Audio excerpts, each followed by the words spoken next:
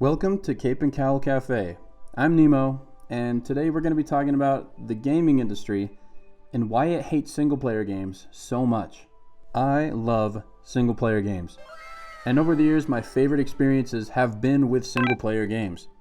There were some where I would be so hyped up for months, and when the game finally came out, I would lock myself in my room for days with nothing but soda and way too much food until I finished the game. I would take off work and school for these massive events of self-seclusion.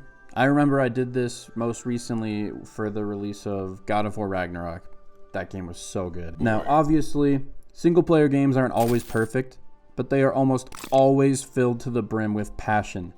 The best of these games are masterpieces because the developers had a clear love for the IP they were working on, and they were given ample time and resources to bring their visions to life. Those days are no more. Everything is about multiplayer games now. It has been for a while. Multiplayer games in themselves aren't bad. I play quite a few of them regularly, actually. But they've become the standard. Microtransactions, loot boxes, and battle passes are pushed and considered good content, while the gameplay suffers from bugs, poor balancing, and boring gameplay loops. Purchasable content is not a substitute for good gameplay and story. Now, I might be over-exaggerating. The title of this video might be wrong, because we've seen live service games fail because they delivered poor gameplay loops and thought their battle passes would be enough.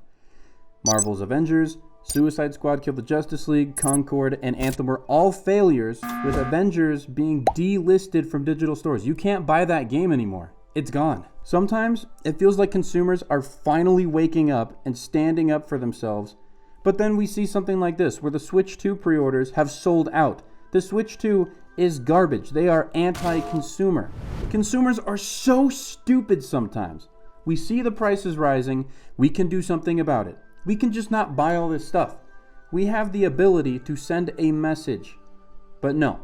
Fans saw the price of the PS5 Pro, which was $700, and they're like, "We'll take 20. It's so frustrating being a fan of single-player games, because half of the time, they get canceled, delayed, or straight up replaced by a multiplayer live service game. It's mind-boggling. Titanfall 3 became Apex Legends. The Batman Arkham Knight sequel was canceled and was turned into Suicide Squad Kill the Justice League. The Wonder Woman game got canceled, and the studio got shut down, which means the Nemesis system will never see the light of day. The greed behind these live service models is so transparent, and people buy into them anyway. And it doesn't help that scalpers drive up the value further on a lot of these items. I hate scalpers. I would rather be friends with a mosquito than a scalper. But maybe I'll make a video on scalpers another day, because I absolutely despise them. The thing is, for me, even when playing the most stressful single-player games, there is a sense of peace. There is no connection issues, no arguments with teammates in a team shooter, no microtransactions, and no pay-to-win garbage. It's just you, the player character, and the story. Because I'll take this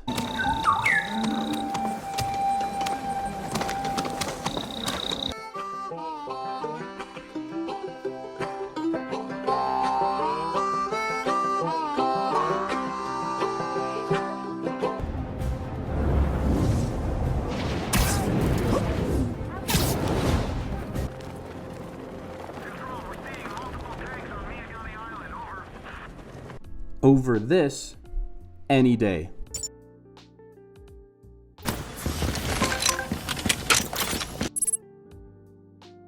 Spider-Man, the Arkham series, God of War, Red Dead Redemption 2, Ghost of Tsushima, Hitman, the Jedi games, Guardians of the Galaxy, Doom, The Last of Us, Uncharted, Titanfall, all masterpieces.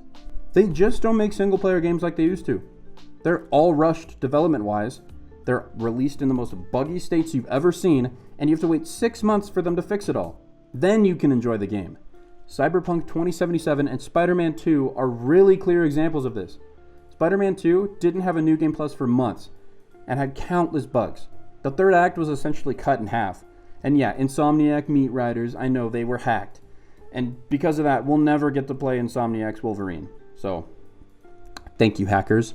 I just watched the new State of Play, and there's still nothing on Wolverine, which, was revealed in 2021, by the way. We single-player game guys can't win. We just can't.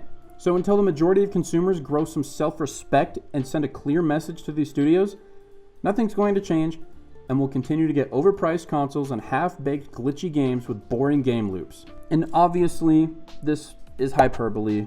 This isn't the death of single-player games. There's still plenty of good games coming out. It's just a lot of us have started to notice a pattern, and we don't like that pattern, and we're trying to stop it as soon as possible. But let me know if you guys agree in the comments. If you guys have something that you want me to talk about, you can drop it down there. If you guys want to like and subscribe, I would very much appreciate that. I'm just doing this for fun, but yeah, so that's about it. I'll see you guys later.